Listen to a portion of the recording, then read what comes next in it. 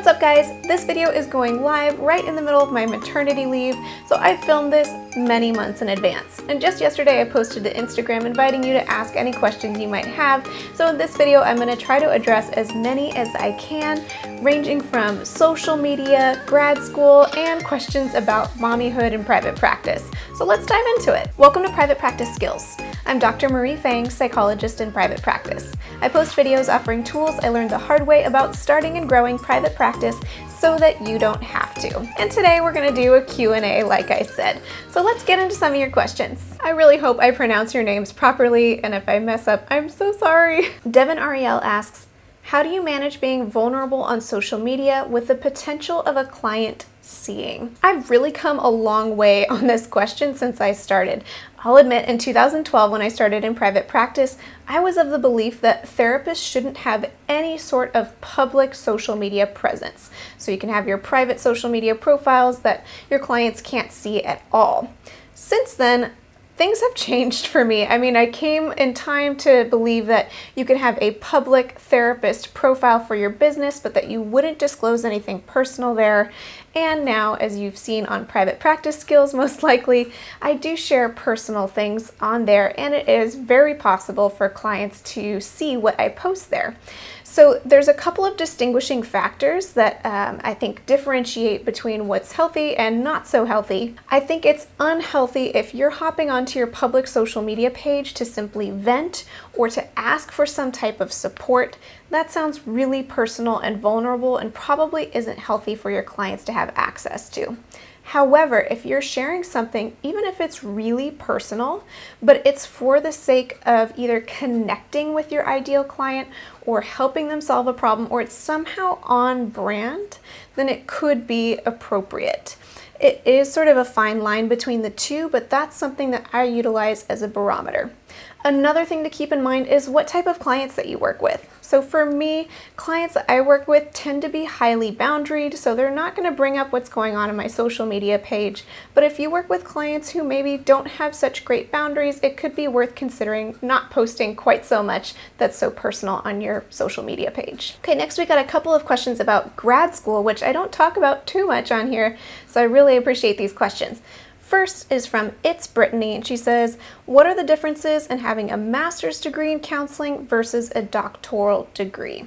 Now, depending on who you ask, you're going to get all kinds of different answers. So I'll just share a little bit about my own perspective, and I encourage you, if you're trying to decide between those two, to kind of check out the opinions of an array of people. So from my perspective, if your primary goal is to be a therapist seeing clients, then a master's degree is going to have everything that you need to do that. Getting a doctorate degree doesn't necessarily equip you more for that, except maybe to have more of your clinical hours already by the time you graduate. However, you're going to have to pay tuition while you're doing that, so there's definitely a trade-off for it. Otherwise, if you are interested in pursuing research more seriously or certain types of academic positions that require that you have a doctorate level degree, or if you're wanting to do clinical assessments, then it is really worth considering doing the doctorate degree. I personally do have a doctorate degree, and at the time it was my understanding that if I wanted to teach in the future that I needed a doctorate degree. And though some institutions do require a doctorate degree in order to hire someone on as a professor, it's not true across the board. And as it turns out, I don't know that I want to pursue professorship. I'm teaching you through videos on YouTube and through an e-course, which of course you can do with a master's degree as well. So those are some things to consider. Of course, another major difference is cost. So aside from research-based PhD programs in academic institutions, the doctorate programs are definitely going to be more expensive, and sometimes they take far more than twice as long as a master's degree, which means that's more money you're spending in tuition, and it's longer that you're postponing earning the income that you might hope to earn eventually. Rising Sun 15 asks, what are some tips and tricks for getting into a PsyD program? This is a great question.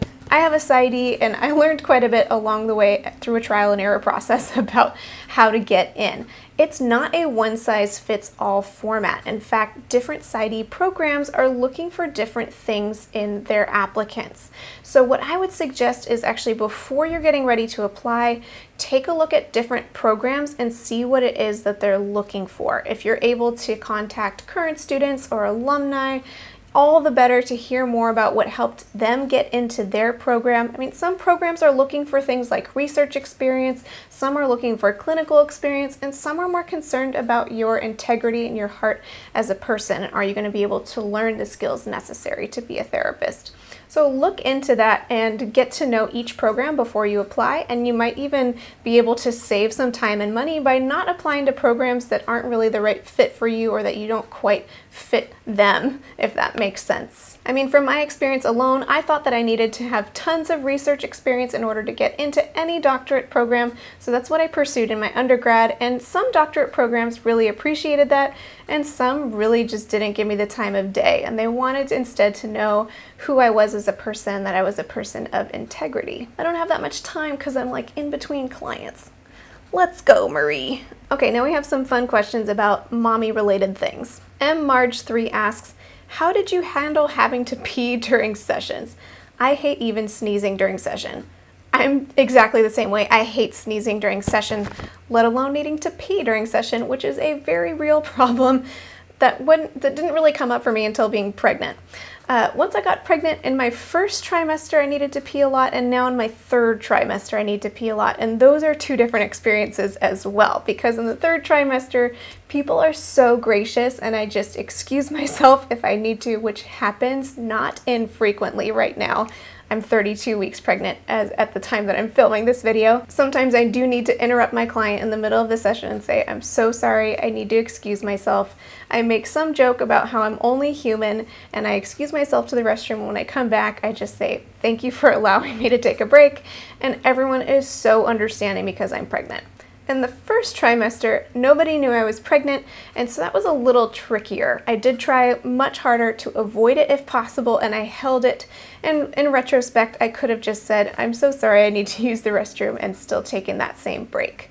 That's what I would suggest if I could go back and do it again. I think it's okay to take a break in the session and come back and attend to your client's needs. The next question is from Sarah Kong. I hope I'm pronouncing your last name correctly. She says, during maternity leave, would you do telemedicine? Such a great question. I used to avoid telemedicine like the plague, and since I've been pregnant, I've been doing a lot more teletherapy sessions, and I think I speak to this just briefly in my video that I posted a few weeks back about how I'm doing maternity leave, but I am planning on doing primarily teletherapy sessions as just sort of my first couple of sessions while I'm getting started again in private practice before I'm coming back into the office and seeing clients again. I think that's a great way to sort of get your feet wet, your toes in it, and see how it feels before diving in, and still being able to see your clients maybe a little bit sooner than I would have been able to see them otherwise. And the last question for today's video is from Tanya Reese. She says, how long is your maternity leave, and do you refer clients elsewhere temporarily while you're away? Such a great question. I think I addressed this as well in my maternity leave video, but just to recap really quickly, I'm planning on taking 2 to 4 months off for maternity leave and letting clients know around the 2-month mark when I will return, kind of at a more precise time. And I'm also referring my clients to therapists for those who need it, and those who say they might be okay, then I'm giving them a list of referrals so that they have people they can contact if they need. I am being very meticulous about the list of referrals that I'm giving to clients, so I'm contacting different therapists that I trust. I'm letting them know I'm going to be gone 2 to 4 months. Some of my clients might reach out.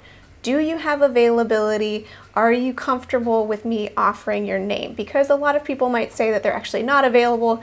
As I found out, a lot of other people seem to be pregnant at the same time that I am, so some of my favorite therapists are not available.